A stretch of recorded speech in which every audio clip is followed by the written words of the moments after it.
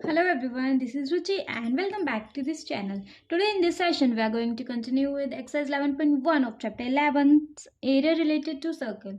Okay, इस video में हम देखेंगे इस एक्सरसाइज का क्वेश्चन नंबर 9। लेकिन उससे पहले मेरा एक हम्बल रिक्वेस्ट कि अगर आपको मेरा पढ़ाने का तरीका समझ में आए तो आप प्लीज़ मेरे इस वीडियो को लाइक कीजिएगा, मेरे चैनल को सब्सक्राइब कीजिएगा और जिनके लिए भी ये वीडियो हेल्पफुल हो आप प्लीज़ उनको इस वीडियो को शेयर कीजिएगा।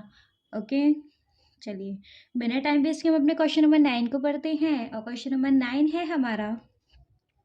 A brooch is made with silver wire in the form of a circle with a diameter 35 mm.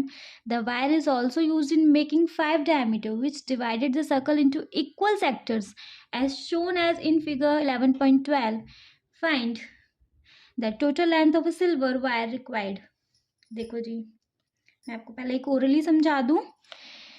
Question बोल रहा है कि हमारा एक ब्रॉच बनाने में सिल्वर वायर यूज हुआ है, ठीक है, जिसमें कि एक सर्कल है और 5 डायमीटर इक्वल्स हैं, ठीक है।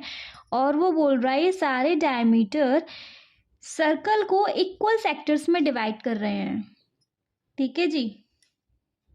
5 ही है ना, 1 2 3 4 एंड 5, मतलब मैंने गलत बना दिए हैं, लेकिन ये सारे 10 इक्वल सेक्टर में इनको डिवाइड कर रहे हैं, ठीक है जी।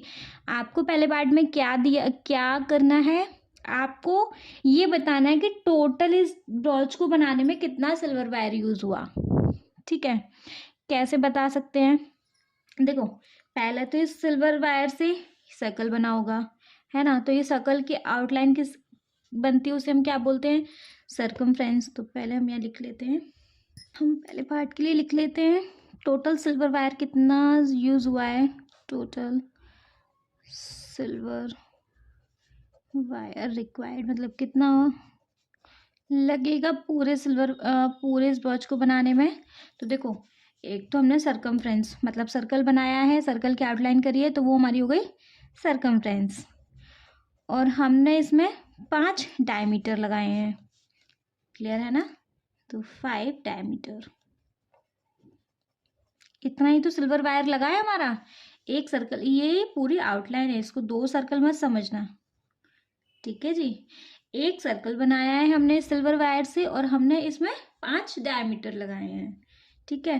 तो अब सर्कमफ्रेंस का रूल क्या होता है, 2πr + 5 डायमीटर्स कितने हैं, डायमीटर कितना है हमारा 35 mm, ठीक है।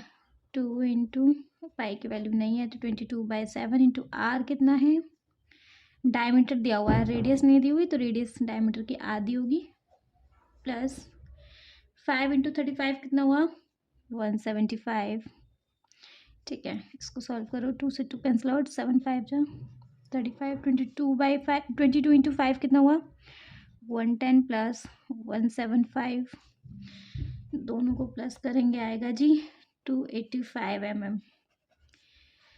पता चल गया हमें कितना सिल्वर वायर यूज हुआ, ठीक है।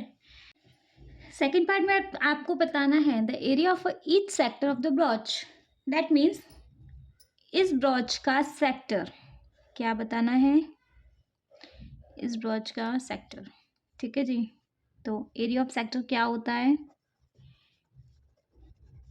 एरिया ऑफ सेक्टर का रूल होता है हमारे पास θ/360 इंटू πr², क्लियर।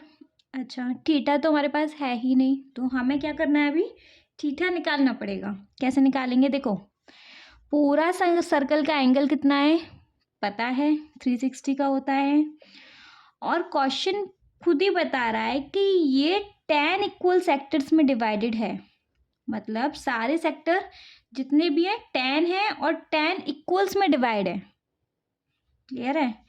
तो अगर मैं 360 को 10 से डिवाइड कर दूं, सारे सेक्टर्स क्योंकि इक्वल हैं, तो हमारे पास एक एंगल आ जाएगा कितना 36, क्लियर। तो हमारा थीटा कितना है 36, एंगल मिल गया, एक सेक्टर का एंगल है 36, ठीक है। 36 इंटू 360 पाई 22/7, आर कितना है, वही 35/2 इंटू 35/2। क्लियर। कैंसिल आउट कर लेंगे 10 टाइम में। 2 1 2 2 1 2 2 5 10 5 7 35। 7 से 7 कैंसिल आउट। कुछ और कैंसिल आउट होगा क्या? नहीं होगा। कितना बचा? 11 इंटू 25/2 2 4। मैं यहाँ कैलकुलेटर यूज़ कर रही हूँ, लेकिन आप कैलकुलेटर यूज़ नहीं करेंगे। ओके।